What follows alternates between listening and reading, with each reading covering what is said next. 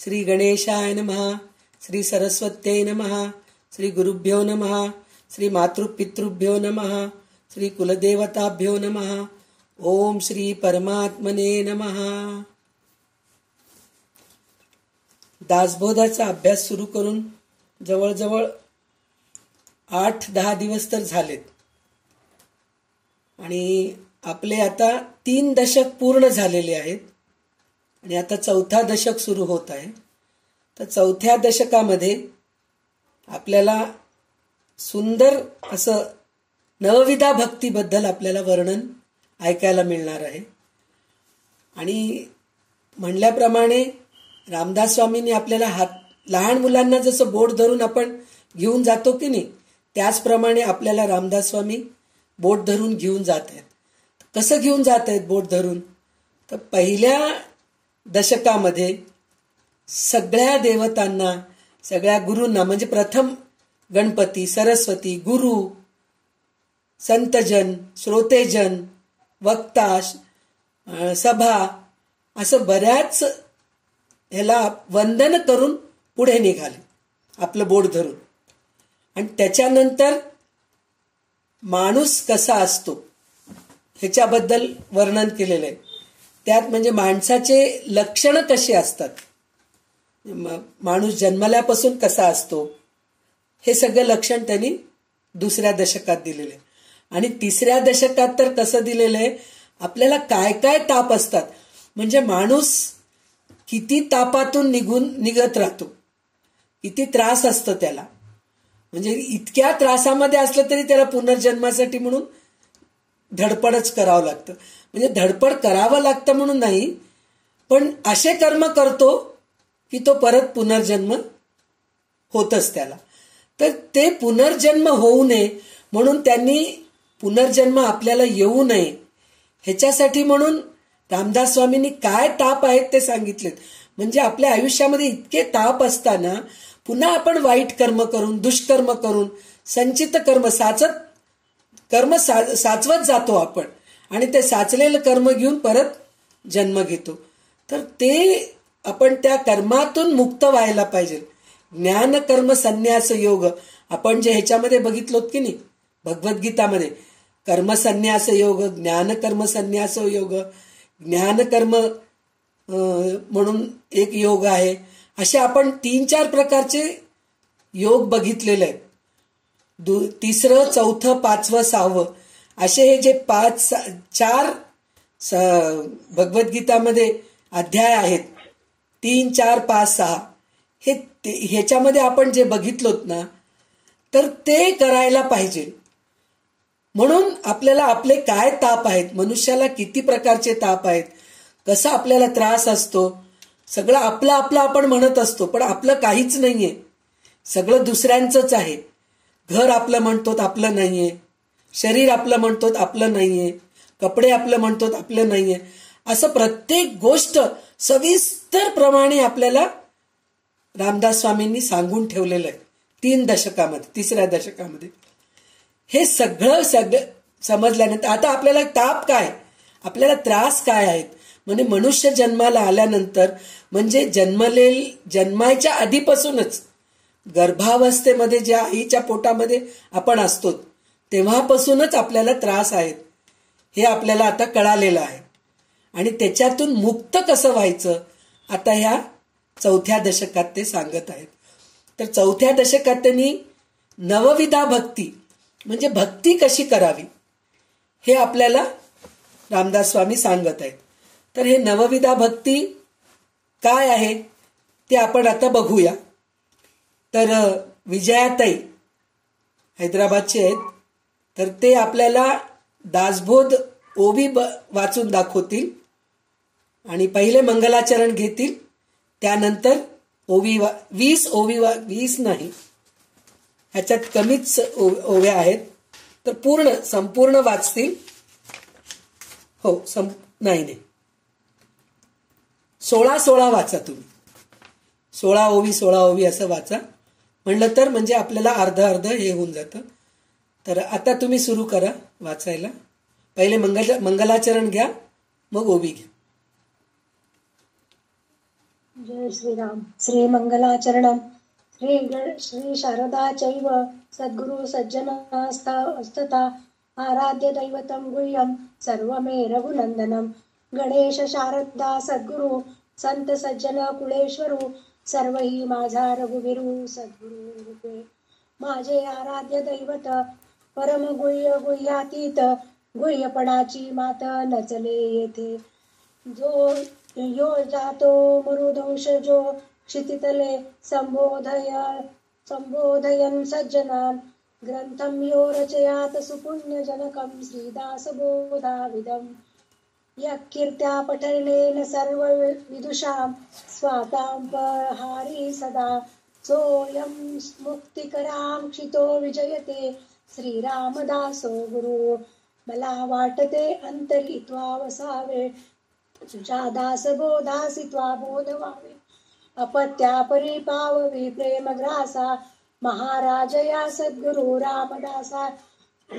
ब्रह्मानंदं परमसुखदं केवलं ज्ञानमूर्तिं द्वन्द्वातीतं गगनसदृशं तत्त्वमस्यादिलक्षणम्. एकं नित्यं विमलमचलं सर्वधी साक्षिभूतं भावातीतं त्रिगुणरहितं सद्गुरु तन्नमामि. गुरुर्ब्रह्मा गुरुर्विष्णू गुरुर्देवो महेश्वरा गुरुः साक्षात् परब्रह्म तस्मै श्री गुरवे नमः. अनेन प्रियतां देवो भगवान् जानकीपति श्रीरामचन्द्र पूर्वेषाम् अस्माकं कुलदैवतम्. श्रोता वक्ता श्रीराम समर्थ जय जय रघुवीर समर्थ. शुका सारिखे पूर्ण वैराग्य जाचे वशिष्ठा परिज्ञान योगेश्वराचे. कवी वाल्मिका सारिखा मान्य ऐसा नमस्कार माझा सद्गुरु रामदासा. जय जय रघुवीर समर्थ.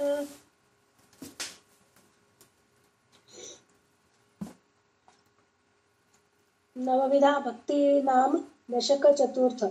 श्रीराम. जय जय आजी गणनाथा तू विद्या वैभवे समर्था. अध्यात्म विद्येच्या परमार्था मज बोलवावे. नमो श्रीराम म्हणायचं. जननी. श्रीराम म्हणायचं एक ओवी झालं की. श्रीराम. नमो शारदा वेद जननी सकळ सिद्धी जयेचेनी मानस प्रवर्तले मननी स्फूर्ती रूपे श्रीराम. आता आठवू सद्गुरु जो पराचाई परू जयाचेनी ज्ञान विचारू कळो लागे श्रीराम. श्रोतेन पुसले बरवे भगवत भजन कैसे करावे म्हणून बोलिले स्वभावे ग्रंथांतरी श्रीराम. सावध होनी श्रोते जन ऐका नवविधा भजन सत्शास्त्री बोलिले पावन होई जय येणे श्रीराम. श्लोक. श्रवणं कीर्तनं विष्णुं स्मरणं पादसेवनं अर्चनं वंदनं दास्यं सख्यं आत्मनिवेदनम्. श्रवण कीर्तन विष्णु स्मरण पादसेवन अर्चन वंदन दास्य सख्य आत्मनिवेदन ऐसे हे नवविधा श्रीराम.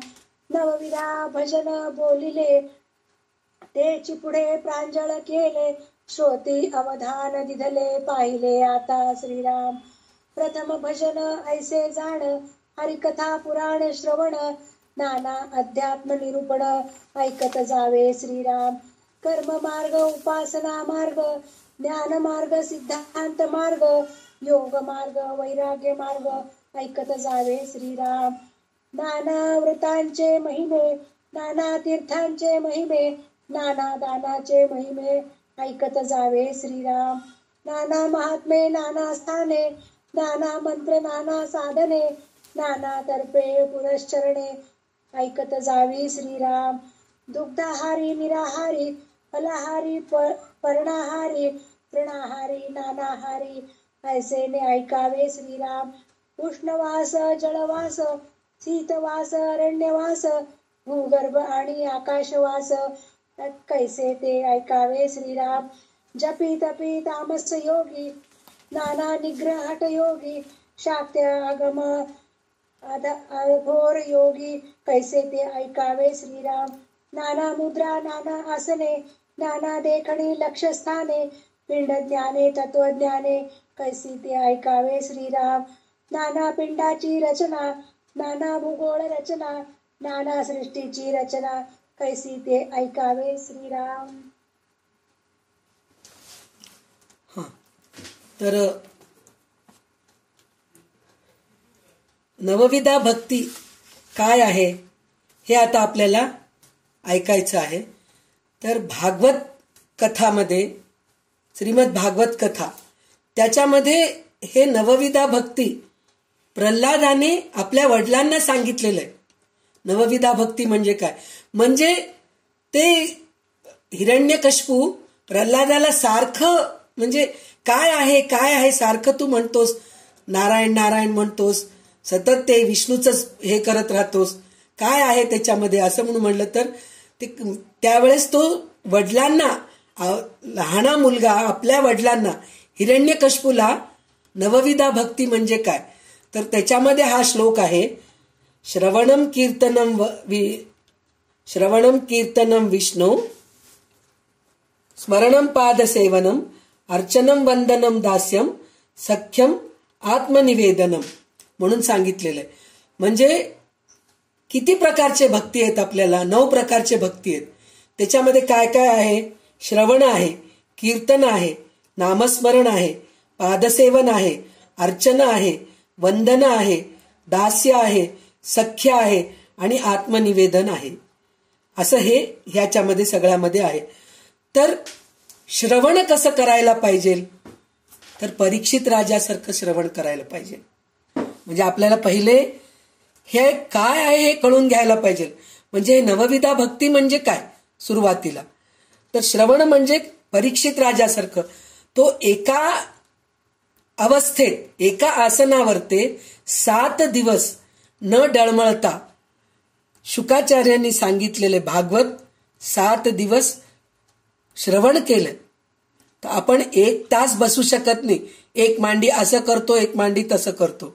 म्हणजे तशा परिस्थितीत तो बसून श्रवण केलेलं आहे. तर श्रवण अशा प्रकारे करायला पाहिजे. कीर्तन कसं करायला पाहिजे? नारद मुनींसारखं. नारद मुनी कसे होते?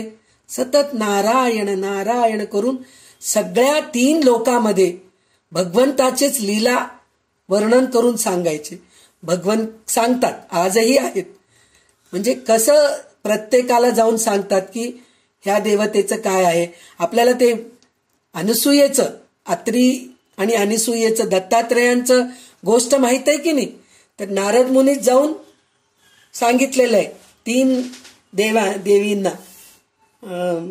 लक्ष्मी, पार्वती, सरस्वती, या 3घांना जाऊन त्यांनी सांगितलं की तुम्ही पतिव्रता स्वतःला म्हणून घेतात, पण तुमच्यापेक्षा पतिव्रता पृथ्वीवरती आहे, भूलोकावरती आहे. ही कथा सुद्धा नारद मुनींनी त्या 3 देवींना सांगितलेलं. म्हणजे देवांना सुद्धा देवांचं, संतांचं, सगळ्यांचं कीर्तन करून सांगतात. तर तसे करायला पाहिजे. आणि नामस्मरण तर मला माहीत असून रामदास स्वामीच आहेत. इतकं नामस्मरण त्यांनी केलेले आहेत. 12 वर्षे एका पायावर थांबून, नदीमध्ये थांबून ते नामस्मरण केलेले आहेत. तर त्यांच्यासारखं नामस्मरण करायला पाहिजे. पादसेवा कोणासारखं करायला पाहिजे तर लक्ष्मीसारखं करायला पाहिजे. लक्ष्मी कशी होती? विष्णूच्या पायाजवळ राहायची, सतत त्यांच्या पायाजवळ राहून पादसेवा करायची. आणि अर्चन हे तर सगळेच जणी करायचं. म्हणजे अर्चन सगळेच जण करतात. म्हणजे मनापासून जे करणं आहे त्याला अर्चन म्हणतात. वंदन हे सुद्धा मनापासून करायचं असतं. नुसतं असं म्हणतात ना, कोपऱ्यापासून नमस्कार रे बाबा तुला, दूरच राहिलेलं बरं, असं नमस्कार नाही. साष्टांग नमस्कार, शिरस साष्टांग नमस्कार म्हणतो. आणि मनापासून असं वाटायला पाहिजे की खरोखर आपण त्यांच्या शरणागती गेलेलो असं वंदन करायला पाहिजे. आणि दास्य कसं व्हायला पाहिजे? दास्य म्हणलं तर अक्षरशः मारुती राया रामाचे दास्य बनून किती सेवा केलेले आहेत ते, त्याप्रमाणे आपण रामाचे दास्य, आपल्या कुलदेवतेचे दास्य व्हायला पाहिजे. आणि त्याच्यानंतर सख्य कसं राहायला पाहिजे तर अर्जुनासारखं सख्य, सुदामासारखा सख्य. म्हणजे सख्य म्हणजे मित्र, असं राहायला पाहिजे. आणि शेवटी आत्मनिवेदन. आत्मनिवेदन हे प्रत्येक संतांनी केलेले. तुकाराम महाराज, ज्ञानेश्वर महाराज, एकनाथ महाराज, रामदास स्वामी महाराज, हे सगळे आत्मनिवेदन म्हणजे स्वतःला पूर्ण अर्पणच करून टाकलेत. देव आणि मी वेगळे नाहीत अशा प्रकारे आत्मनिवेदन केलेले आहेत. सगळे संत सद्गुरू जे आहेत ते सगळे तसेच झालेले आहेत. तर आता आपल्याला हे नवविधा भक्तीबद्दल 9 समास आपल्याला ऐकायला मिळणार आहे. आणि त्याच्यानंतर 10वा समास जो आहे मुक्ती चतुष्टय म्हणून आहे.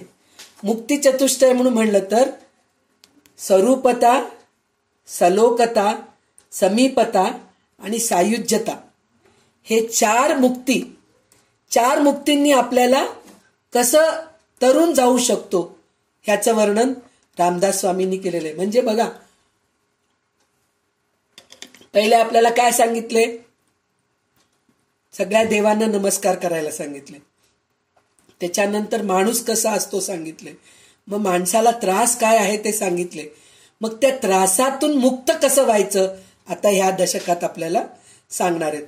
म्हणजे नवविधा भक्ती करत करत सलोकता, समीपता, स्वरूपता आणि सायुज्यता ह्या 4 प्रकारे जाऊन सायुज्य मुक्ती पर्यंत आपण पोहोचणार आहोत. तर ह्या दशकामध्ये आपल्याला भक्ती कशी करावी हे आपल्याला ऐकायला मिळणार आहे. तर त्यांनी पहिले याच्यात सुरुवातच कसं केलेलं आहे? जय जय जी गणनाथा, तू विद्या वैभवे समर्था, अध्यात्म विद्येच्या परमार्था मज बोलवावे. म्हणजे गणपतीला पहिले नमस्कार केलेत ते. कारण काय? गणपतीकडून आपल्याला अध्यात्म विद्या मिळतं.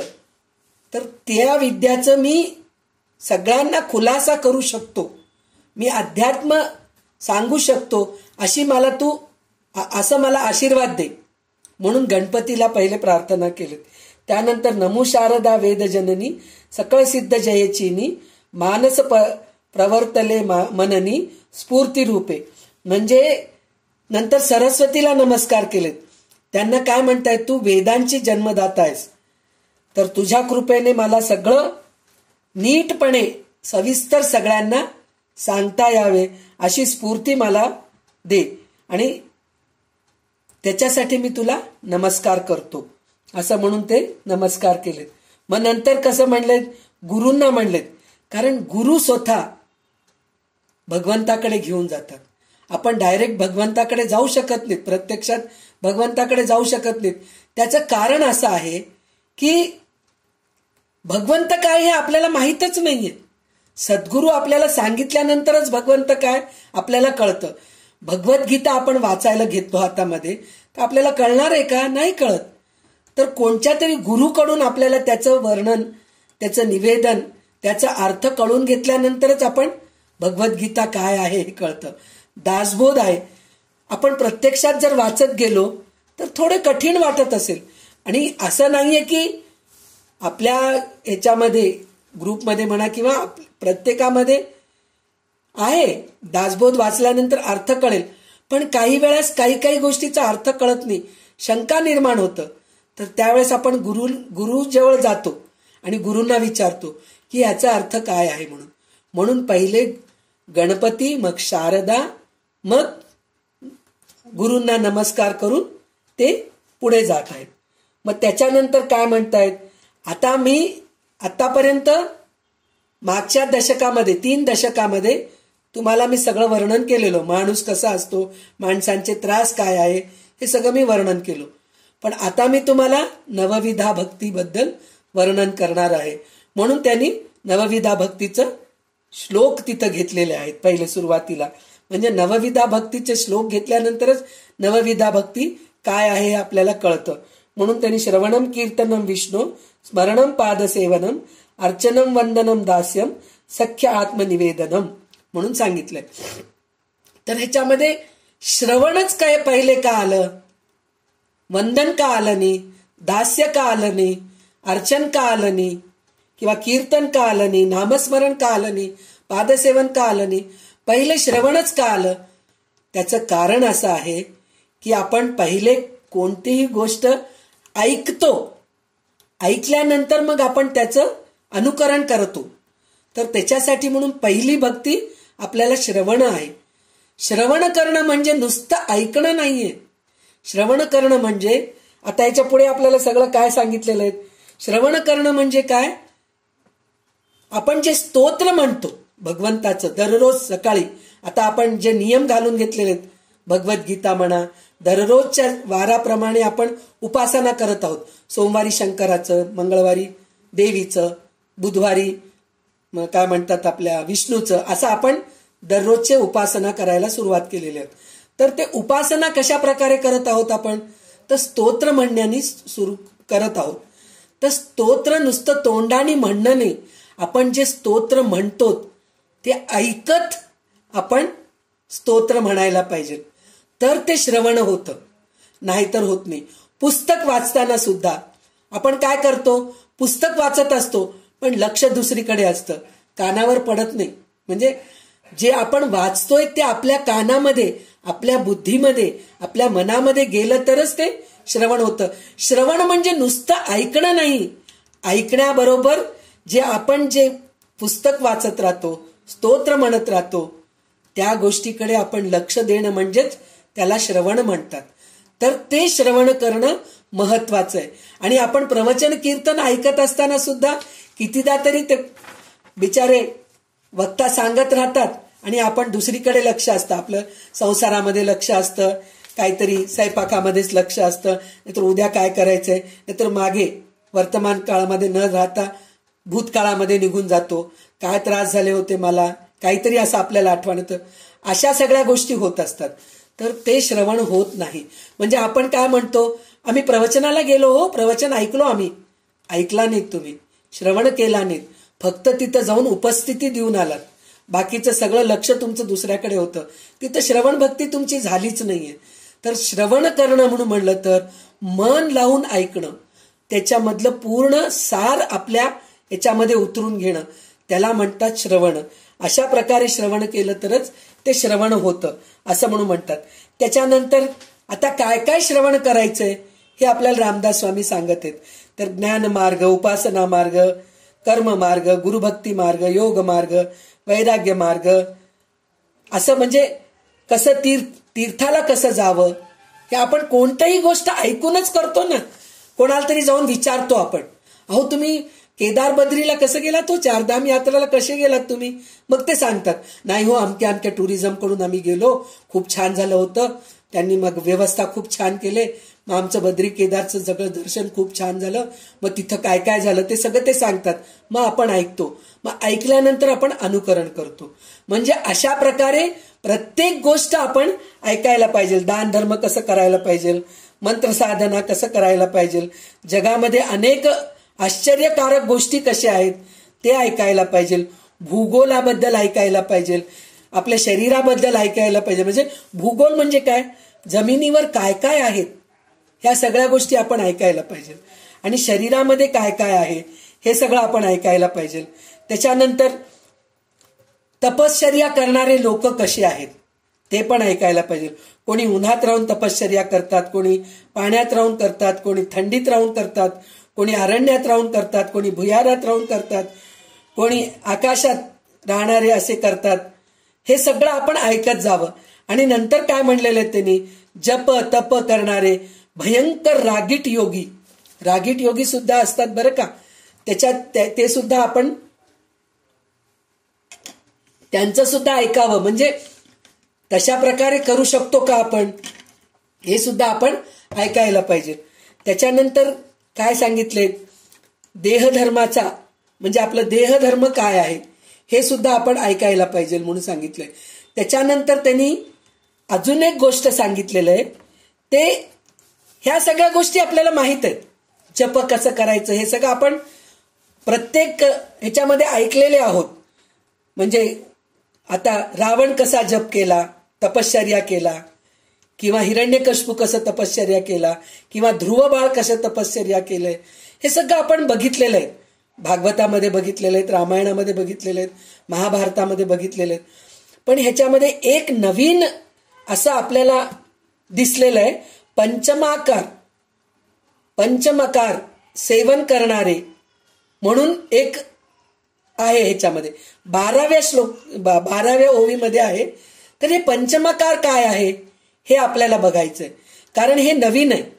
तर त्याच्यामध्ये पंचमकार, पंच म्हणजे 5, मकार म्हणजे म पासून जे शब्द येतात ते पंचमकार आहेत. तर कोणचे कोणचे आहेत पंचमकार म्हणलं तर त्याच्यामध्ये काय सांगितलेलं आहे.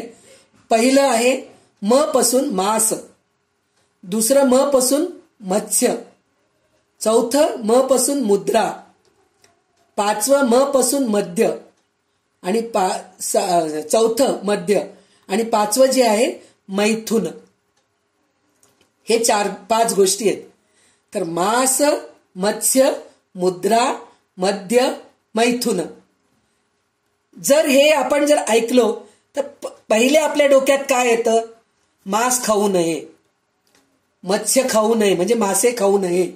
मुद्रा म्हणलं तर धान्य, धान्याला मुद्रा म्हणतात. धान्य न खाता उपास करून आपण तपश्चर्या करावं. आणि मद्य म्हणजे दारू पिऊनही आपण उपासना करू नये. आणि मैथुन करून म्हणजे संभोग करत आपण उपासना करू नये. हे आपल्या डोक्यात पहिले येतं. पण ह्याच्या विपरीत अर्थ ह्याच्यामध्ये आपल्याला कळून घ्यायचंय. तर त्याच्यामध्ये त्यांनी काय सांगितलंय. मास म्हणजे आपण जन्मतो आईच्या गर्भामध्ये असतो ना, तर पहिले मासच निर्माण होतं. जे 2 बीजाणू एकत्र होतात, एकत्र झाल्यानंतर पहिले बिंदू जे निर्माण होतं ते मासाचंच बिंदू असतं. तर आपलं शरीर धारण पूर्ण मासानीच भरलेलं आहे. तर ते मास असलेलं शरीर, त्याच्याकडे आपण कसं लक्ष द्यायला पाहिजे, कसं दुर्लक्ष करायला पाहिजे. म्हणून पहिले मकार जे आहे मास आहे. म्हणजे मासाचं शरीराकडेच आपण लक्ष न देता आपण भगवंताकडे लक्ष द्यायचं.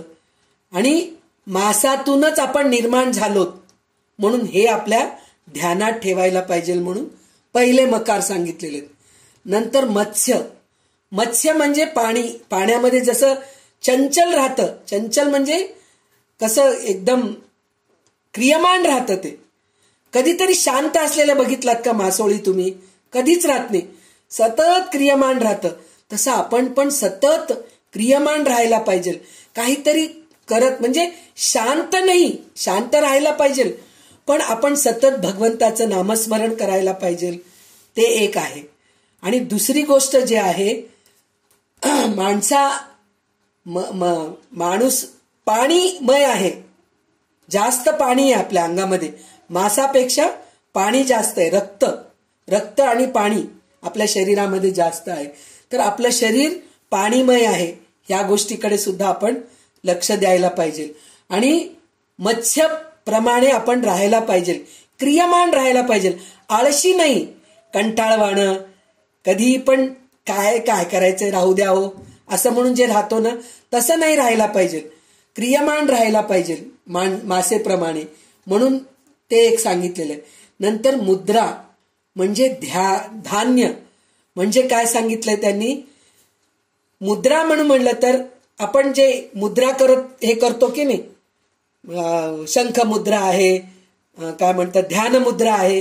हे असे अनेक प्रकारचे मुद्रांनी आपण आसन प्राणायाम करत राहतो. आणि त्याच्यानंतर कथकली, भरतनाट्यमचे पण मुद्रा आहेत. ते मुद्रांनी आपण हावभाव दाखवतो. तर ते मुद्रा पण आहे आणि धान्य पण आहे. तर ह्या सगळ्या गोष्टी आपण करत आपल्याला पुढे जायचंय असं म्हणून त्यांनी मुद्रा सांगितलेलं आहे. नंतर मद्य ह्याचा अर्थ, ह्या पंचमकारामध्ये मद्याचा अर्थ दारू नाहीये, नशा आहे. नशा म्हणजे काय? भगवंताचं नशा पाहिजे. अमृत प्यायला पाहिजे. भगवंताचं नामस्मरण करत भगवंताच्याच नशेमध्ये राहायला पाहिजे. त्याला मद्य म्हटलेलं आहे त्यांनी. आणि शेवटचं आहे मैथुन म्हणजे स्त्री पुरुषांचंच संभोग असं नाहीये, त्याला मैथुनच म्हणतात. पण जे समुद्र मंथन म्हणतो की नाही ते पण मैथुनच आहे. समुद्र मंथनामधून किती निघालेत, किती रत्न निघालेत आपले. लक्ष्मी निघाली, ऐरावत निघाले, उच्चैश्रेवा घोडा निघालेला आहे, अमृत निघालेले, मुख्य म्हणजे लक्ष्मी निघालेली आहे. असे कितीतरी निघालेले आहेत त्याच्यातून. कशातून निघालं ते? मंथनामधूनच निघालेले. आणि त्याच्यानंतर आपण दही घुसळतो की नाही ते पण मंथनच आहे. दही घुसळून ताक घुसळल्यानंतर काय होतं, लोणी निघतं की नाही. तसंच आपल्या विचारांचं मंथन करून आपण चांगले विचार काढून भगवंताच्या आपण जायला पाहिजे. ह्याला पंचमकार साधना म्हणून म्हणलेले. म्हणजे आपण अशा गोष्टी ऐकायला पाहिजे असं रामदास स्वामी सांगितलेले आहेत. तर हे पंचमकार काय आहे, आपण हे श्रवण केलेले आहेत. तर हे पंचमकार जे आहे ना, श्रवण करून त्याप्रमाणे आपण वागायला पाहिजे. तर हे आपल्याला रामदास स्वामींनी सांगितलेले. नंतर त्यांनी काय सांगितलेले आहेत की योगशास्त्रात विशेष प्रकारच्या प्राणायामांना मुद्रा म्हणतात म्हणून सांगितलेले आहेत. तर मुद्रा अनेक प्रकारच्या आहेत. त्यापैकी खेचरी, भूचरी, चाचरी, अगोचरी, षण्मुखी, महामुद्रा आणि शांभवी या प्रसिद्ध आहेत म्हणून सांगितलेले आहेत. तर हे सुद्धा आपण व्यवस्थित ऐकायला पाहिजे म्हणून सांगितलेले आहेत. तर त्याच्याने ते कसं कसं करायचं हे आपल्याला त्यांनी सांगितलेलं आहे. तर खेचरी कसं करायचं म्हणून म्हणलं तर भ्रुकुटीमध्ये 2 डोळ्यांची नजर वळवून आकाशात मन स्थिर करणे म्हणलं तर खेचरी होतं म्हणून सांगितले. भूचरी म्हणजे नाकाच्या शेंड्यावर 2 डोळ्यांची नजर वळवून त्याच्यापुढे 4 बोट असणाऱ्या आकाशात मन स्थिर करणे म्हणजे नाकाच्या टोकाजवळ बघणे. आणि भूचरी त्याच्यानंतर चाचरी म्हणजे इष्टदेवतांच्या अनुसंधानात मनाला गुंतवून कोणत्याही एका वस्तूवर नजर, म्हणजे आपल्या इष्टदेवता. याच्यामध्ये आपल्यामध्ये कसं कुलदेवता वेगळी आहे आणि इष्टदेवता, म्हणजे कुलदेवताचा आपण करतो, पण काही आपल्याला इष्टदेवता सुद्धा असतात. आता आमच्याकडे एकवीरा देवी कुलदेवी आहे, इष्टदेवता गणपती आहे. आम्हाला गणपतीचा पूजा करणं, गणेश चतुर्थी साजरा करणं, संकष्टी चतुर्थी करणं हे आम्हाला मनापासून आवडतं. म्हणजे इष्टदेवताचं मनामध्ये हे करायला पाहिजे म्हणून सांगितलेलं आहे. त्याच्यानंतर अगोचरी म्हणजे चिदाकाशात मन स्थिर अनुसन करून पदार्थ पाहून न पाहणे. षण्मुखी म्हणजे 2 डोळे, 2 नाक, 2 कान, 2 नाकपुड्या, 2 कान आणि 1 तोंड सारे बंद करून आतील सोहम ध्वनीचा ऐकून तेथे मन स्थिर करावे. म्हणजे सगळं आपले जे द्वार आहेत ते पूर्ण बंद करायला पाहिजे. आणि आपल्या हृदयातले जे ठोके आहेत की नाही किंवा श्वास चालू असतो आत, त्याचा आपण लक्ष केंद्रित करायला पाहिजे. तर त्याला म्हणतात अगोचरी म्हणतात. आणि त्याच्यानंतर महामुद्रा म्हणजे ते खूप अवघड आहे. ते डाव्या पायाची टाच शिवणीमध्ये दाबायची आणि उजवा पाय लांब ठेवायचा, त्याच्या पायाचा अंगठा धरायचा. म्हणजे हे खूप अवघड आहे. हे करतात लोक, पण आहेत करणारे असे जे योगी आहेत, संत सत्पुरुष आहेत. आपल्या ग्रुपमध्ये सुद्धा योगा करणारे आहेत, त्यांना जमतं. पण हे थोडे अवघड आहे, हे मात्र आहे. तर हे झालं महामुद्रा. त्याच्यानंतर शांभवी म्हणून सांगितलेले. शांभवी मुद्रा जे आहे, मन रिकामे करायचे, 2 डोळे उघडे ठेवून दृष्टी समांतर ठेवायची. कल्पनेने आपली इष्टदेवता अथवा गुरूंनी दिलेला मंत्र समोर बघायचा किंवा ऐकायचा. हा अलक्ष्यावर लक्ष देण्याचा सोपा उपाय आहे. हे कोणाला झालं होतं? शंकरांना झालं होतं म्हणे, स्थिर झालं होतं, स्थित झालं होतं. तर हे असे आपल्याला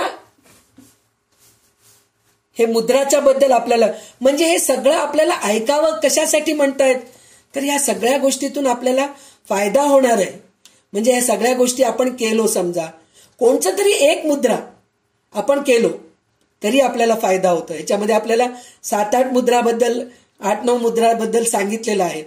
पण त्याच्यापेक्षा कोणतंही एक जरी मुद्रा आपण घेतलो तरी पण आपल्याला फायदा होतो. म्हणजे आपल्या शरीराला जे सोपं वाटतं आणि त्याच्यापेक्षा आपल्या शरीराला जे सुटेबल आहे, म्हणजे आपल्या शरीर बीपी आहे, आपल्याला शुगर आहे, डायबिटीज आहे, तर त्या प्रकारे आपण जे मुद्रा शिकवणारे आहेत त्यांच्याजवळ जाऊन आपण ह्याच्याबद्दल ऐकायला पाहिजे आणि त्याचं अनुकरण करायला पाहिजे आणि आपण ते मुद्रा आपण करायला पाहिजे. म्हणजे बघा, रामदास स्वामी आपल्याला नुसतं श्रवण करा म्हणजे भक्तीचं श्रवण करा, देवाचं कीर्तन श्रवण करा म्हणून सांगत नाहीयेत. ते सांगतायत पृथ्वीवरील सगळे जलचर, पाण्यामधले जलचरांच्या बद्दल तुम्ही माहिती करून घ्या, पृथ्वीवरील जे कीटक आहेत त्यांच्याबद्दल, झाड आहेत, वनस्पतीशास्त्र, भौतिकशास्त्र, रसायनशास्त्र, ह्या सगळ्या गोष्टीचा तुम्ही अभ्यास करा. श्रवण करा म्हणजे काय? अभ्यास करा, ऐका. म्हणजे हे सगळ्या गोष्टी आपल्याला सांगत आहेत.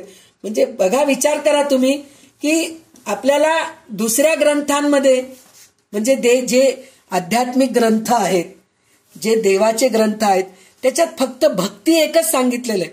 पण रामदास स्वामींनी नुसतं भक्तीच सांगितलं नाही, त्यांनी प्रत्येक गोष्टीचा अभ्यास करायला सांगतायत. म्हणजे कोणाला काय आवडेल काय माहित नाही ना. मला भूगोल आवडेल, तुम्हाला वनस्पतीशास्त्र आवडेल, कोणाला प्राणीशास्त्र आवडेल, तर त्याप्रमाणे तुम्ही त्याचा अभ्यास करा, असं म्हणून आपल्याला रामदास स्वामी सांगत आहेत.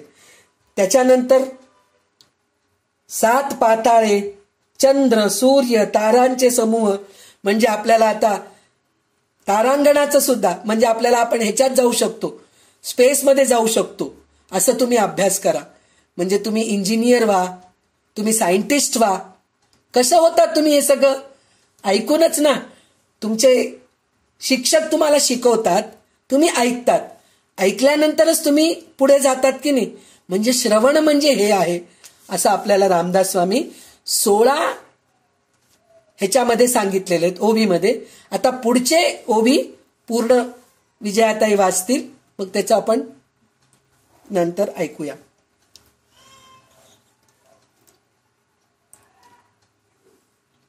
ब्रह्मा विष्णू महेश स्थाने, देव इंद्रदेव ऋषी स्थाने, वायो वरुण कुबेर स्थाने, कैसी ते ऐकावी श्रीराम. नवखंडे 14 भुवने, अष्टदिक्पालाची स्थाने, नाना वने उपवने गहने, कैसी ते ऐकावी श्रीराम. गण गंधर्व विद्याधर, यक्ष किन्नर नारद तुंबर, अष्टनायका संगीत विचार, कैसा तो ऐकावा श्रीराम. राग ज्ञान, ताळ ज्ञान, नृत्य ज्ञान, वाद्य ज्ञान, अमृत वेळ प्रसंग ज्ञान, कैसे ते ऐकावे श्रीराम. 14 विद्या 64 कळा, सामुद्रिक लक्षणे सकळ कळा, 32 लक्षणे नाना कळा, कैशा ते ऐकावे श्रीराम. मंत्र मोहरे तोटके सिद्धी, नाना वल्ली नाना औषधी, धातु रसायने बुद्धी, नाडी ज्ञाने ऐकावी श्रीराम. कोण्या दोषे कोण रोग, कोण्या रोगाचे कोण प्रयोग, कोण्या प्रयोगास कोण योग, साधे तो ऐकावा श्रीराम. खरवादी कुंभपाक, नाना यातना यमलोक, सुख दुःखादी स्वर्ग नरक, कैसा तो ऐकावा श्रीराम. कैसा नवविधा भक्ती, कैसा चतुर्विधा मुक्ती, कैसी पाविजे उत्तम गती, ऐसे तो ऐकावे श्रीराम. पिंड ब्रह्मांडाची रचना, नाना तत्व विवंचना, सारा सार विचारणा, कैसी ते ऐकावे श्रीराम. सायोजता मुक्ती कैसी होते, कैसे पाविजे मोक्षाते, या कारणे नाना मते, शोधित जावे श्रीराम.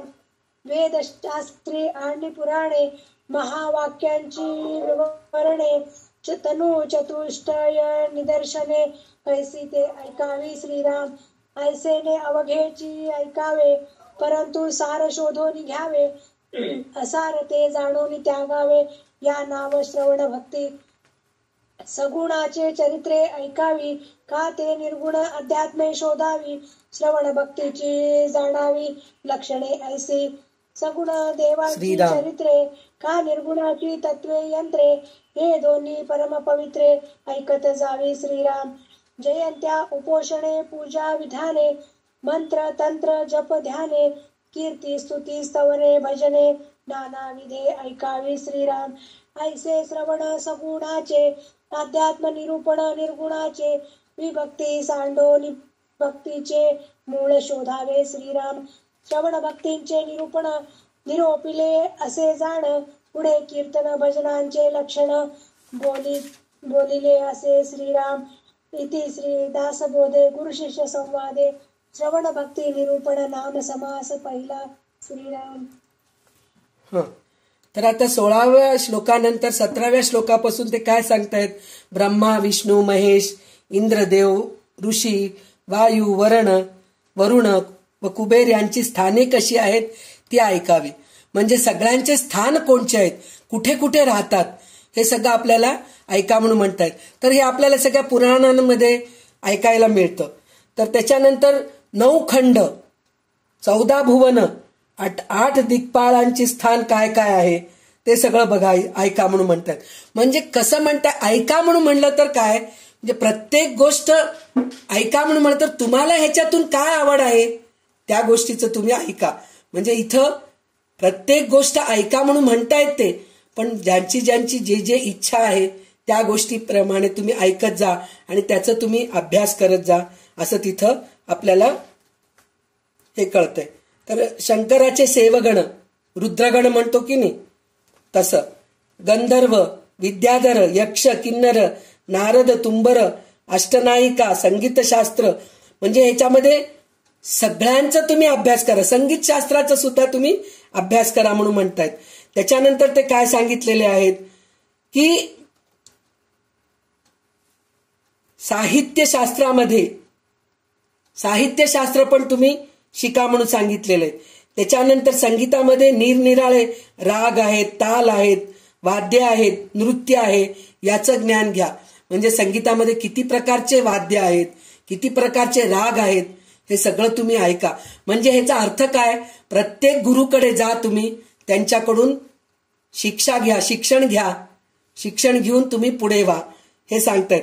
त्याच्यानंतर त्यांनी अजून एक काय सांगितलेत, हातावरील रेषा, हातावर काय रेषा आहेत, म्हणजे हस्तक जे पाहून जे भविष्य सांगतात ते पण तुम्ही शिकून घ्या म्हणून म्हणतायत. त्याच्यानंतर ते काय म्हणालेत की औषध कसं निर्माण करायचं आणि कोणत्या रोगावर कोणचं औषध द्यायचं हे पण म्हणजे तुम्ही डॉक्टर व्हा, हे त्यांचं म्हणणं आहे.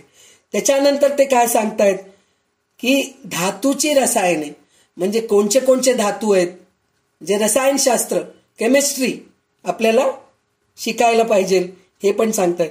शेवटी नाडी परीक्षा, काही वैद्य असे असतात पहा, नाडी बघून पहिल्या काळचे लोक, आता पहा तुम्ही युरिन टेस्ट करा नाहीतर स्कॅनिंग करा, मगच तुमचं प्रेग्नेन्सीचं रिपोर्ट येतं म्हणून सांगतात. म्हणजे तुम्ही जाऊन पहिले टेस्ट केल्याशिवाय तुम्हाला डॉक्टर सांगत नाहीत. पण पहिलेचे डॉक्टर जे होते, वैद्य जे होते, हाताची नाडी बघून सांगायचे की ही मुलगी गरोदर आहे. इतकं ते पुढे गेलेले होते. म्हणजे नाडी सुद्धा तुम्ही, नाडी परीक्षा कसं करायचं ते पण तुम्ही शिकून घ्या म्हणून सांगितलेलं आहे. त्याच्यानंतर भूतजय, म्हणजे भूतजय साधना, साधकाला योग्याच्या अंगी अनेक प्रकारच्या विलक्षण शक्ती प्रकट होतात. त्यापैकी 8 म्हणजे हे भूतजय म्हणून जे आहे की नाही, ते आपल्या अंगामध्ये एक विलक्षण प्रकारची शक्ती, हे आपण संध्याताईकडून ललिता सहस्रनाम मध्ये ऐकलेलं आहे. भूतजय म्हणून जे आहेत 8 प्रकारचे जे शक्ती आहेत, विलक्षण शक्ती, ते आपण तिथं ऐकलेले आहोत. ते कोणचे आहेत? अणिमा, लघिमा, गरिमा, महिमा, प्राप्ती, प्राकाम्य, वशित्व, ईशित्व, हे असे 8 प्रकारचे शक्ती आहेत. तर त्याच्यामध्ये संध्याताई खूप विस्तृत सांगितलेले आहेत, पण याच्यामध्ये थोडक्यामध्ये आपल्याला कळून घ्यायचं म्हणून म्हणलं तर, अणिमा म्हणजे अत्यंत सूक्ष्मपणा आणण्याची शक्ती, जे मारुतीरायांनी आणलेले होते, जे लंकिणीच्या पोटात जाऊन आले माशीच्या रूपामध्ये, एवढं मोठे असलेले. त्याच्यानंतर लघिमा म्हणजे अत्यंत हलके होण्याची शक्ती, म्हणजे हलकं होऊन जाते वाऱ्यासारखं, ती एक शक्ती आहे. महिमा म्हणजे अत्यंत विशाल होण्याची शक्ती, हे पण मारुतीरायांनी केलेले आहेत, एकदम मोठं होऊन गेलेत. आणि त्याच्यानंतर प्राप्ती म्हणजे हवी ती वस्तू मिळवण्याची शक्ती, म्हणजे पटकन आपण घेऊ शकतो, आपल्याला पाहिजे ते घेऊ शकतो असं म्हणू नये. प्राकाम्य म्हणजे इच्छा फलद्रूपी होण्याची अवस्था, म्हणजे आपण जे काही मागतो ते भगवंताकडून आपल्याला पटकन मिळून जाते. नंतर वशित्व शक्ती, वशित्व शक्ती म्हणजे चराचर सृष्टी वश करून घेण्याची शक्ती. चराचर सृष्टी म्हणजे जे आपल्या सृष्टीमध्ये जे शक्ती आहेत ते आपण वशित्व करून घेतो असं पण आहे. आणि दुसरं, समोरच्या माणसाला सुद्धा आपल्या प्रेमामध्ये अडकवणं, ह्याला सुद्धा वश करून घेणं म्हणून म्हणतात. नुसतं स्त्री पुरुषच वश करून घेत नाहीत, मैत्रिणी असतात, आपले काही नातेवाईक असतात, त्यांच्यामध्ये ते गुण असतं, वशित्व जे गुण असतं की त्यांच्याजवळ गेलं की सारखं त्यांच्याजवळ जावं वाटतं, त्यांना भेटावं वाटतं, त्यांच्या सहवासात राहावं वाटतं. कारण काय, त्यांच्यामध्ये ती वशित्व शक्ती असते, म्हणून ते वशित्व शक्ती एक आहे. त्याच्यानंतर ईशत्व शक्ती म्हणजे काय, विश्वामधील सर्व व्यापारावर स्वामित्व गाजवण्याचं सामर्थ्य, म्हणजे जे भगवंतामध्ये जी शक्ती आहे ते पण आपल्यामध्ये येणं, त्याला पण ईशत्व शक्ती म्हणतात.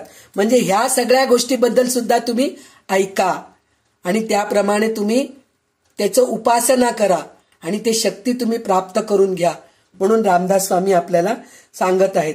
त्याच्यानंतर काय म्हणतात, कफ वाप्त पित्त हे सगळं कशाने येतं, काय कशामुळे येतं, ते त्या कफवात पित्तानी रोग येतात ना आपल्याला, तर ते कशामुळे येतं हे पण आपण शिकायला पाहिजे. कारण काय, काही लोकांची प्रकृती वात प्रकृती असते, काही लोकांची कफ प्रकृती असते, काही लोकांचं पित्त प्रकृती असते. तर मग त्या माणसाने कसं खायला पाहिजे, काय खायला पाहिजे, काय न खाल्लं तर त्या त्रासातून आपण मुक्त होतो, हे सगळं आपल्याला ऐकून श्रवण करून शिकायला पाहिजे आणि त्याप्रमाणे आपण वागायला पाहिजे. म्हणजे प्रत्येक गोष्ट तुम्ही शिका म्हणतायत, म्हणजे ऐकून शिकतो ना आपण, कोणीतरी सांगितल्यानंतरच आपण ऐकतो, ऐकल्यानंतरच आपल्याला शिकायची बुद्धी येते आणि आपल्याला कळतं, म्हणून हे श्रवण भक्ती आहे. तर अशा प्रकारे त्याच्यानंतर नरकाचे किती प्रकार आहेत, कुंभीपाक, यमलोकाचे यातना काय आहेत म्हणजे गरुड पुराण, नंतर स्वर्गातील सुख काय आहे, नरकातील दुःख कसे आहे ते ऐकावे म्हणून सांगतात.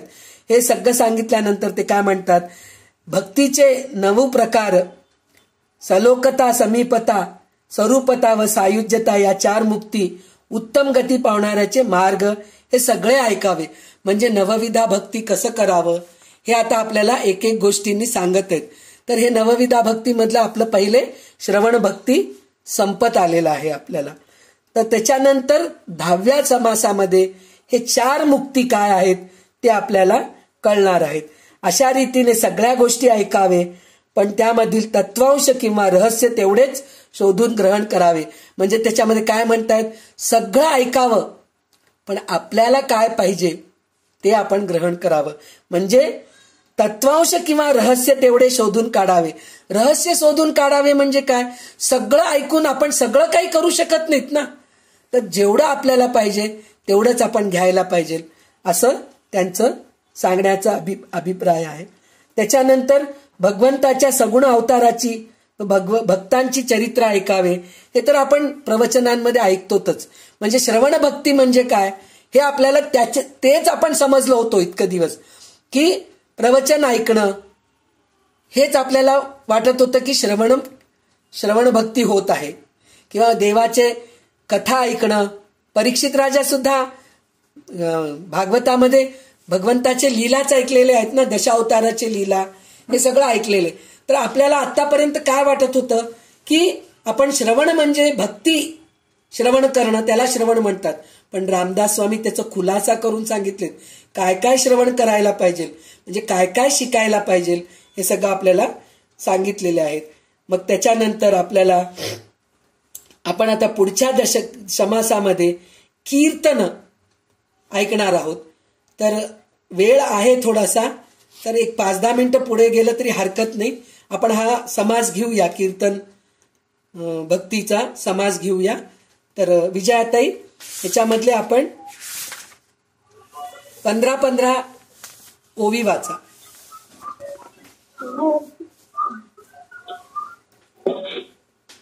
समास दुसरा. श्रीराम. मोठी भगवत वचना पुसिले, ते विविधा प्रकारे बोलिले, यात प्रथम श्रवण निरोपिले, दुसरे कीर्तन ऐका, सगुण हरिकथा करावी, भगवत कीर्ती वाढवावी, अखंड वैखरी वदवावी, यथा योग्य श्रीराम. बहुत करावे पाठांतर, कंठी धरावे ग्रंथांतर, भगवत कथा निरंतर करीत जावे श्रीराम. आपुलिया सुख स्वार्था, केलीच करावी हरिकथा, हरिकथे वीण सर्वथा, राहोची नये श्रीराम. नित्य नवा हव्यास धरावा, साक्षेप अत्यंतची करावा, हरी कीर्तने भरावा, ब्रह्मगोळ अवघा श्रीराम. मनापासून आवडी, जीवापासून अत्यंत गोडी, सदा सर्वदा तातडी, हरी कीर्तनाची श्रीराम. भगवंतास कीर्तन प्रिय, कीर्तने समाधान होय, बहुत जनांचे उपाय, हरी कीर्तने कलियुगी श्रीराम. विविध विचित्रे ध्याने, वर्णावी अलंकार भूषिणे, ध्यान मूर्ती अंतःकरणे, लक्षु कथा करावी श्रीराम. यश कीर्ती प्रताप महिमा, आवडी वर्णावा परमात्मा, जेणे भगवत भक्तांचा आत्मा संतुष्ट होय. कथा अन्वय नापणिका, नाम घोष करताळिका, प्रसंगे बोलाव्या अनेका, दात माता नेमस्त श्रीराम. ताळ मृदंग हरी कीर्तन, संगीत नृत्य तानवान, नाना कथानुसंधान, तुटोची नेदावे श्रीराम. करुणा कीर्तनाच्या लोटे, श्रोतयांची श्रवण पुटे, कथा करावी घडघडाटे, आनंद भरावे श्रीराम. कंप रोमांच स्फुरणे, प्रेमाश्रू सहित गाणे, देवद्वारी लोटांगणे, नमस्कार घालावे श्रीराम. पदे दोहळे श्लोक प्रबंध, धाटी मुद्रा अनेक छंद, वीर भाटी व विनोद प्रसंगे करावे श्रीराम.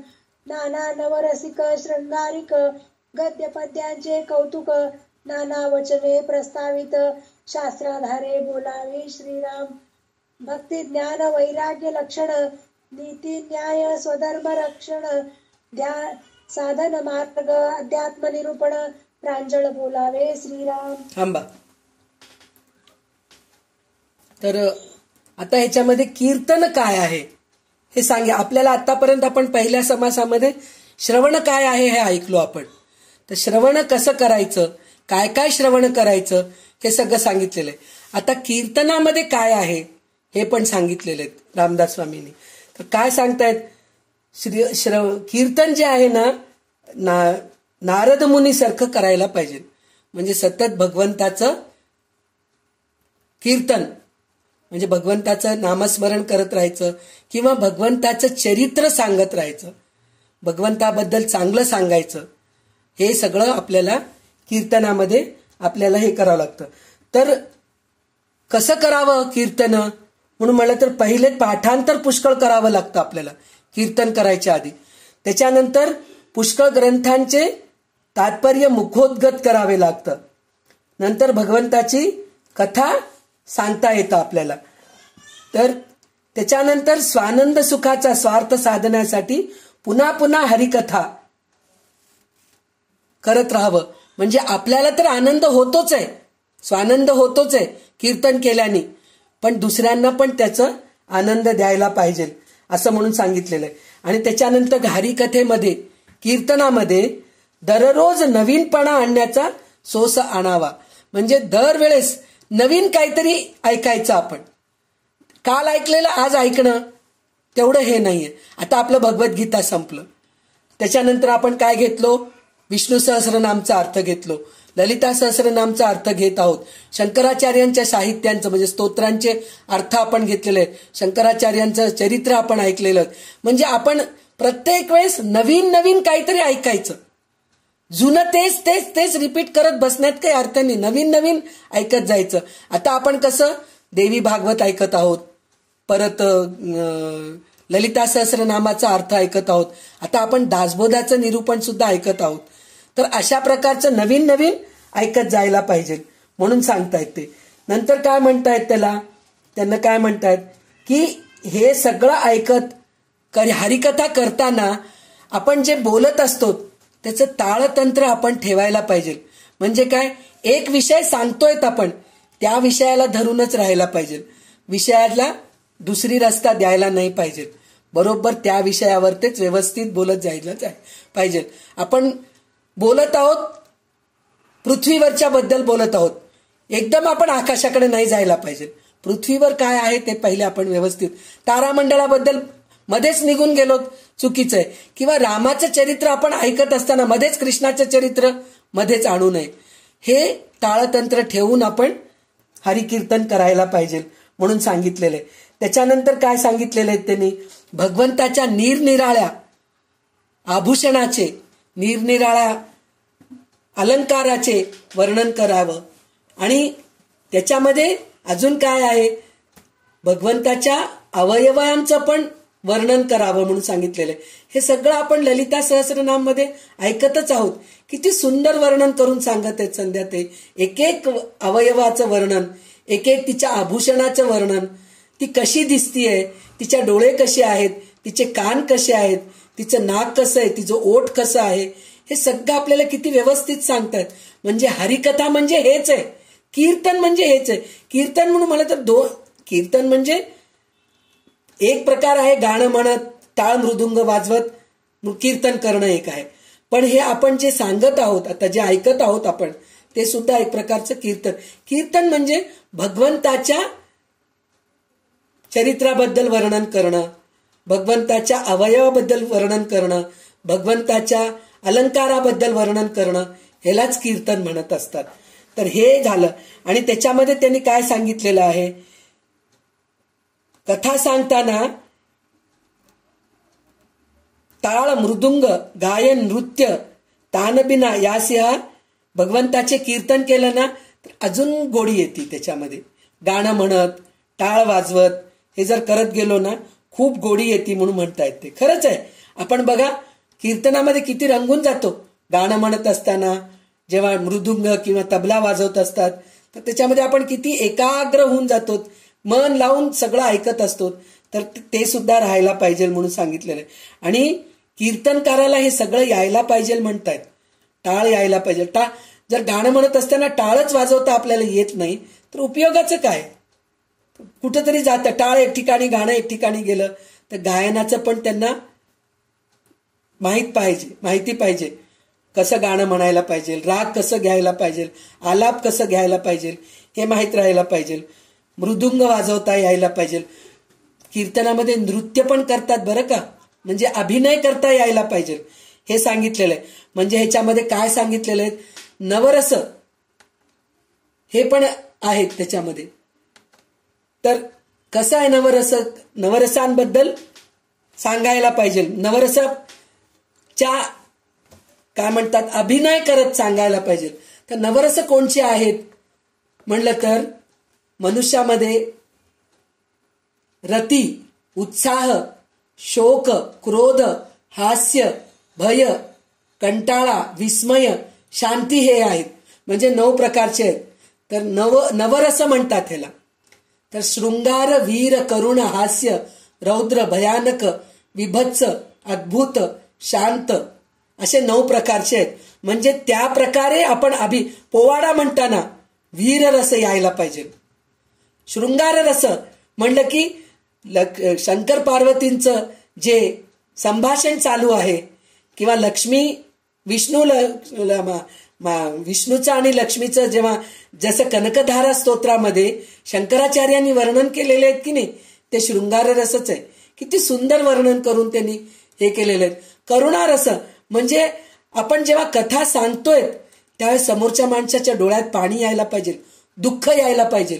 तसं हास्य म्हणजे एखादा आपण विनोद केलो तर सगळ्यांना हसू यायला पाहिजे. अशा प्रकारे कीर्तन करायला पाहिजे म्हणून सांगितलंय. नंतर रौद्र म्हणजे क्रोध, म्हणजे आता सिंहाचं जेव्हा आपण सांगतो, नरसिंहाचं जेव्हा सांगत असतो आपण करत आपण सांगायला पाहिजे. म्हणजे त्याचं काहीतरी हे म्हणजे नवरस परिपूर्ण करतच आपण सांगायला पाहिजे. त्याच्यानंतर भयानक म्हणजे भीतीदायक असं. म्हणजे जसं आता हिरण्यकश्यपू गदा घेऊन आलेला आहे आणि आपल्या प्रल्हादाच्या समोर गदा घेऊन खांब्यावर मारलेला आहे आणि ते खांबा तुटल्यानंतर त्याच्यामधून जे नरसिंह येतात त्यावेळेस हिरण्यकश्यपूचं चेहरा कसं झालंय, भयानक घाबरून गेला तो, असं आहे. विभत्स म्हणलं तर काय म्हणजे कंटाळवाणं, माणसाला कंटाळवाणं येऊ नये असं काही सांगू नये. म्हणजे आपण सांगताना माणसाला झोप येते तसं काही सांगू नये. आणि त्याच्यानंतर अद्भुत म्हणजे शिवाजी महाराजांची अद्भुत कथा सांगायला पाहिजे. असे जे वीर पुरुष आहेत राणा प्रताप बद्दल ते अद्भुत कथा सांगायला पाहिजे. आणि शेवटी शांत एवढं सगळं सांगितल्यानंतर सुद्धा हे मी सगळं ऐकल्यानंतर ना मला खूप छान वाटलं हो. आज मी ललिता सहस्रनामचा अर्थ ऐकले, किती शांत वाटलं, मन एकदम खूप छान वाटलं हो. असं व्हायला पाहिजे. म्हणजे असं हे नवरस कीर्तनामध्ये राहिलं तरच काहीतरी उपयोग आहे असं म्हणून ते सांगितलेलं आहे. त्याच्यानंतर ते सांगितलेलं आहे की कथा सांगत असताना, हरिकथा सांगताना, कीर्तन सांगताना श्लोक यायला पाहिजे, मध्ये मध्ये स्तोत्र यायला पाहिजे, दोहे यायला पाहिजे, पोवाडे म्हणायला पाहिजे, कविता म्हणायला पाहिजे, धाटी, मुद्रा, प्रबंध हे सगळे गाण्याचे प्रकार जे आहेत ना ते सगळं यायला पाहिजे म्हणून सांगितले. म्हणजे हे नवरस पूर्ण त्याच्यामध्ये यायला पाहिजे. हे आपल्याला आतापर्यंत 16 ओवीमध्ये आपल्याला कळालेले आहे. आता ह्याच्या पुढचे जे उरलेले 16 ओव्या आहेत ते विजयाताई वाचून दाखवतील. मग त्याच्याबद्दल आपण नंतर बोलूया. प्रसंगे हरिकथा करावी, सगुण कीर्ती धरावी, निर्गुण प्रसंगे वाढवावी अध्यात्म विद्या. श्रीराम. पूर्व पक्ष त्यागुनी सिद्धांत, निरूपण करावे नेमस्त, बहुधा बोलणे अव्यवस्थ, बोलोची नये. श्रीराम. करावे वेद पारायण, सांगावे जनासी पुराण, माया ब्रह्मची विवरण, चाकल्प वदावे. श्रीराम. ब्राह्मण रक्षावे आदरे, उपासनेचे भजनद्वारे, गुरु परंपरा निर्धारे, चळोची नेदावे. श्रीराम. करावे वैराग्य रक्षण, रक्षावे ज्ञानाचे लक्षण, परमदक्ष विचक्षण, सर्व ही सांभाळी. श्रीराम. कीर्तन ऐकता संदेह पडे, सत्य समाधान ते उडे, नीती न्याय साधने मोडे, ऐसे न बोलावे. श्रीराम. सगुण कथा या नाव कीर्तन, अद्वैत म्हणजे निरूपण, सगुण रक्षोनी निर्गुण, बोलत जावे. श्रीराम. असो वक्तृत्वाचा अधिकार, अल्पासन घडे प्रत्योत्तर, वक्ता पाहिजे साचार अनुभवाचा. श्रीराम. सकळ रक्षोनी ज्ञान सांगे, जेणे वेदाज्ञा न भंगे, उत्तम सन्मार्ग लागे प्राणी मात्रासी. श्रीराम. असो हे सकळ सांडून, करावे गुणानुवाद कीर्तन, या नाव भगवत भजन दुसरी भक्ती. श्रीराम. कीर्तने महादोष जाती, कीर्तने होय उत्तम गती, कीर्तने भगवत प्राप्ती, यदर्थी संदेह नाही. श्रीराम.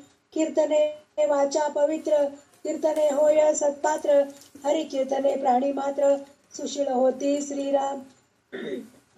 कीर्तने अव्याग्रता घडे, कीर्तने निश्चय सापडे, कीर्तने संदेह उडे, श्रोतया वक्तयाचा. श्रीराम. सदा सर्वदा हरि कीर्तन, ब्रह्मसूत करी आपण, तेणे नारद तोची नारायण, बोलिजेत आहे. श्रीराम. म्हणून कीर्तनाचा अगाध महिमा, कीर्तने संतोषे परमात्मा, सकळ तीर्थे आणि जगदात्मा, कीर्तनी वसे. श्रीराम. इति श्री दासबोधे गुरुशिष्य संवादे, कीर्तन भजन निरूपण नाम समास दुसरा. श्रीराम. तर आता आपल्याला पुढच्या उरलेल्या ओवींमध्ये कसं सांगितलेलं आहे ते की गुरु म्हणजे काय हे सांगायला पाहिजे, ब्राह्मणाचा धर्म काय आहे, ब्राह्मण कसा राहायला पाहिजे हे सांगायला पाहिजे म्हणून सांगितलेलं आहे. आणि त्यांचा आदर करा, गुरूंचा आदर करा, ब्राह्मणांचा आदर करा, हे पण आपण सांगायला पाहिजे. आणि माया म्हणजे काय, ब्रह्म म्हणजे काय, म्हणजे जगन मिथ्या ब्रह्म सत्य हे सांगायला पाहिजे. म्हणजे जगामध्ये काय काय, सृष्टीमध्ये, आपल्या सृष्टीमध्ये काय काय आहे हे सगळं खोटेपणाच आहे, मिथ्या आहे. आपलं शरीर म्हणजे मिथ्या आहे, ते पडणार आहे. पण आत्मा म्हणजे काय, सत्य आहे. ते आत्मा म्हणजे काय हे आपल्याला सांगायला पाहिजे. तर हे सांगताना कसं राहायला पाहिजे, तो स्वतः पहिले अभ्यासू राहायला पाहिजे. जो कोणी आला मला कळालं म्हणून सांगत गेलं तर ते काही कळणार नाहीये. तर स्वतः पहिले अभ्यास करायला पाहिजे, मग श्रोत्यांना ते सांगायला पाहिजे. तर वक्ता पहिले स्वानुभवाचा राहायला पाहिजे, म्हणजे तो स्वतः पहिले अनुभव घेतलेला राहायला पाहिजे. अनुभव जरी नाही घेतला असला तरी त्याचं थोडं तरी त्याला ज्ञान राहायला पाहिजे, त्याचा अभ्यास केलेला राहायला पाहिजे. तरच तो पुढे सांगण्याचा अधिकारी असतो. त्याच्याशिवाय तो काही करू शकत नाही. नुसतं देवाचं हे वगैरे नाही, अद्वैत म्हणजे काय, द्वैत म्हणजे काय हे सुद्धा समजून सांगायला पाहिजे, तरच हे होतं. आणि असं निरूपण करायला पाहिजे की समोरच्या माणसाला काही शंकाच यायला नकोय. जरी शंका जरी आलं तर त्याचं शंकेचं निरसन करता यायला पाहिजे वक्त्याला. हरिकीर्तन करणाऱ्याला शंकेचं निरसन करता यायला पाहिजे. एवढा अभ्यास असलं तरच तो कीर्तन करायच्या बरोबरीचा आहे असं म्हणून सांगतायत. त्याच्यानंतर काय म्हणतायत ते, कोणत्याही गोष्टीचं म्हणजे बुद्धिभेद. म्हणजे बुद्धिभेद म्हणजे काय, मला असं वाटतं की बुद्धिभेद म्हणून म्हणलं तर आता नाथपंथ, वारकरी पंथ हे असे बरेच हे आहेत ना पंथ, वैष्णव, स्मार्थ असे जे आहेत ना, त्याच्यामध्ये बुद्धिभेद करू नये. सगळे एकच आहेत, सगळ्यांमध्ये एकच आत्मा आहे. सगळेजणी फक्त एकच आहे की त्यांचे दैवत वेगळे आहेत, त्यांचे संत वेगळे आहेत. तर त्यांच्याप्रमाणे ते करू दे असं आपण सांगायला पाहिजे. किंवा हा एकच संत मोठा आहे, हे एकच दैवत मोठे आहेत असं नाही सांगायला पाहिजे. सगळ्यांबद्दल व्यवस्थित सांगत कीर्तन करायला पाहिजे, तर त्याचं काहीतरी उपयोग होतो असं म्हणून सांगतायत. तर हे भक्ती, नवविधा भक्तीमधला दुसरा जो प्रकार आहे तो हरिकीर्तन आहे. तर हे हरिकीर्तन बद्दल आपण सगळं ऐकलो. त्याच्यामध्ये नवरस म्हणजे काय, हे कसं सांगायचं, नवरसांच्या याच्यानी कसं सांगायचं हे सांगितलेलं आहे. म्हणजे पहिले आपण शिकायला पाहिजे कीर्तनकारांनी, मग श्रोत्यांना सांगायला पाहिजे. हे आपल्याला रामदास स्वामी सांगितलेले आहेत. आणि त्याच्यानंतर आता कीर्तनाचं फायदे काय आहेत हे आपल्याला शेवटच्या 5 ओवीमध्ये सांगितलेले आहेत. कीर्तनाने मोठी पापी नाहीसे होतात, उत्तम गती प्राप्त होते, भगवंताची प्राप्ती होते. म्हणजे कशामुळे, हे ऐकून आपण त्याचं अनुकरण केलं तर, नुसतं ह्या कानानून ऐकून दुसरं नळी फुंकले सोनारे इकडून गेले तिकडे वारे असं जर केलं तर काही उपयोगाचं नाही. पण कीर्तन ऐकून त्याप्रमाणे आपण अनुकरण करत, मनन करत, चिंतन करत जर वागलो तर 100% भगवंताची प्राप्ती होते, यात शंकाच नाही असं म्हणून रामदास स्वामी सांगतात. आणि कीर्तनाने वाणी पवित्र होते. म्हणजे आपण चांगलं जे ऐकतो आणि जे चांगलं सांगत जातो, तरच आपण चांगलं सांगितल्यानंतरच आपल्याकडे 4 लोक आकर्षित होतील ना, नाहीतर होणार नाहीत. आणि चांगलं सांगत गेल्याप्रमाणे आपली वाणी शुद्ध होते.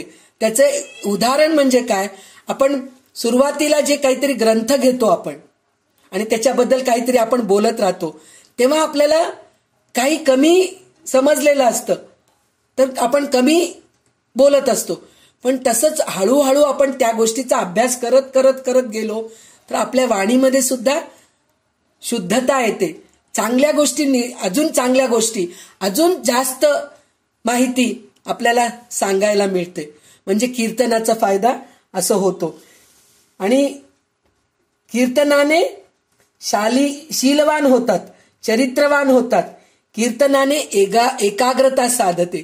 म्हणजे आपल्याला एके ठिकाणी बसायची एक सवय होते आणि एकाग्रता साधते. म्हणजे आपण जे ऐकतोय ते मनापासून ऐकत ऐकत एकाग्रतेने मनन करत असतो, चिंतन करत असतो, तर त्याच्यासाठी एकाग्रता साधते म्हणून म्हटलेले. त्याच्यानंतर संशय येत नाही, संशय निर्माण होत नाही. आपल्याला कीर्तनाने काय होतं, म्हणजे आपण कीर्तन करणार आहोत म्हणून म्हणलं तर आपण ग्रंथ वाचतो, त्याचा अभ्यास करतो. अभ्यास केल्यानंतरच की आपल्याला कीर्तन करता येतं. मग ते कीर्तन करताना आपले सगळे संशय पूर्ण निर्मूलन होतं. त्याचं कारण काय, आपण बरेच ग्रंथ घेत असतो, बरेच ग्रंथांचा अभ्यास करत असतो, त्याच्यामुळे आपल्याला संशय निर्मूलन होतं म्हणून सांगितलेलं आहे. आणि हे कीर्तन कोण करत होते म्हणून म्हटलं तर ब्रह्मदेवाचा सुत म्हणून सांगितलेले, ब्रह्मदेव सुत म्हणून म्हटलेले. तर 30वा श्लोक, 30वी ओवी जे सांगितलेले, तर ते ब्रह्मसुत म्हणजे नारद मुनी, ब्रह्माचा पुत्र, ते हरिकीर्तन करत होते म्हणून सांगितलेलं आहे. तर म्हणून कीर्तनाचा महिमा वर्णन करण्यापलीकडे आहे. कीर्तनाने परमात्मा संतोष पावतो. भगवंताच्या कीर्तनामध्ये सारी तीर्थे आणि जगदात्मा ईश्वर दोन्ही राहतात. म्हणजे कीर्तनामध्ये एक विषय नसतो, बरेच विषय असतात. तर त्यामुळे आपल्याला बऱ्याच गोष्टी कळतात. ईश्वराबद्दल कळतं, तीर्थाबद्दल कळतं. तीर्थ म्हणजे आपण जे यात्रा करतो त्याच्याबद्दल, तीर्थयात्रा करतो त्याच्याबद्दल कळतं. त्याच्यानंतर जगदात्मा म्हणजे जगामधलं जे सगळ्यामध्ये एकच आत्मा आहे हे सुद्धा आपल्याला कळतं. म्हणून इथं रामदास स्वामींनी 2 समास, पहिले समास जे आहे श्रवण आणि दुसरा समास जो आहे हरिकीर्तन, हे 2 समास आपल्याला समजून सांगितलेले आहेत. तर बघा, विचार करा तुम्ही, कसं त्यांनी आपल्याला बोट धरून इथूनही कसं हळूहळू नेतात. पहिले ऐका म्हणले, नंतर बोला म्हणतात. म्हणजे याचा अर्थ काय, आपल्याला 2 कान आहेत, तर 2 कानांनी भरपूर ऐकायला पाहिजे, बोलणं कमी करायला पाहिजे. जेवढं बोलायचं तेवढंच बोललं तरच आपल्याला किंमत असते, नाहीतर आपल्याला किंमत राहत नाही. तर त्याच्यासाठी म्हणून रामदास स्वामींनी पहिले श्रवण भक्ती पहिले घेतलेले. तिकडं प्रल्हादानी सुद्धा जे ह्याला सांगितलेलं, हिरण्यकश्यपूला सांगितलेलं श्रवणम कीर्तनम वंदे विष्णू म्हणून जे सांगितलेले, म्हणजे पहिले श्रवण करा मग बोला तुम्ही, असं म्हटलेले. म्हणजे पहिले समोरच्याचं ऐकून घ्या. आपण गुड लिझनर म्हणतो की नाही, आपण लिझनर नाहीयेत. प्रत्येक वेळेस कोणीतरी, आता एक एक्झाम्पल मी तुम्हाला सांगते, एक उदाहरण सांगते. कोणीतरी काहीतरी सांगत असते आपल्याला, हो मला पहिलेच माहित आहे, आपण पटकन बोलून जातो. तर तसं न करता त्यांनी काय सांगतायत ते पूर्ण ऐकून घ्यावं, मग नंतर म्हणावं की हा मला हे माहित होतं, तू सांगितलेलं हे आहे, मला माहित असलेलं हे आहे. असं आपण हे करू शकतो, संवाद करू शकतो. पण आपण संवाद करत नाही, वादच करतो. तो समोरचा माणूस सांगत असतो, त्याच्यामध्येच आपण हे करत असतो, हो मला माहित आहे, तुझ्यापेक्षा जास्त मला माहित आहे, असं करत असतो. तर म्हणून श्रवण भक्ती पहिले करा, मग बोलायचा प्रयत्न करा तुम्ही. असं आपल्याला इथं छोट्या छोट्या गोष्टी सांगत सांगत रामदास स्वामी आपल्याला हळूहळू भगवंताकडे नेत आहेत. तर आज आपण हे 2 समास घेतलेले आहोत. तर माझ्या मतीला जसं समजलं तसं मी सांगितले. रामदास स्वामी तर आपल्याला हात धरून घेऊनच जात आहेत, पण त्याच्यातून सुद्धा मला काय समजलं हे मी थोडं थोडं सांगायचं तुम्हाला प्रयत्न करत आहे. तर ह्याच्यातून जे काही चांगलं निघालं ते खरोखर रामदास स्वामींचीच कृपा आहे.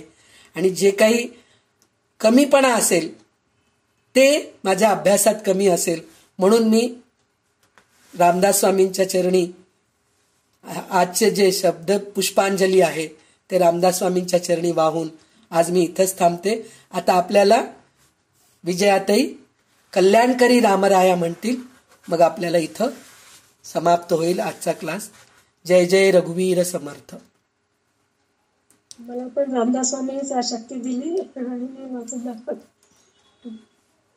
श्री समर्थांची लोक कल्याणार्थ प्रार्थना.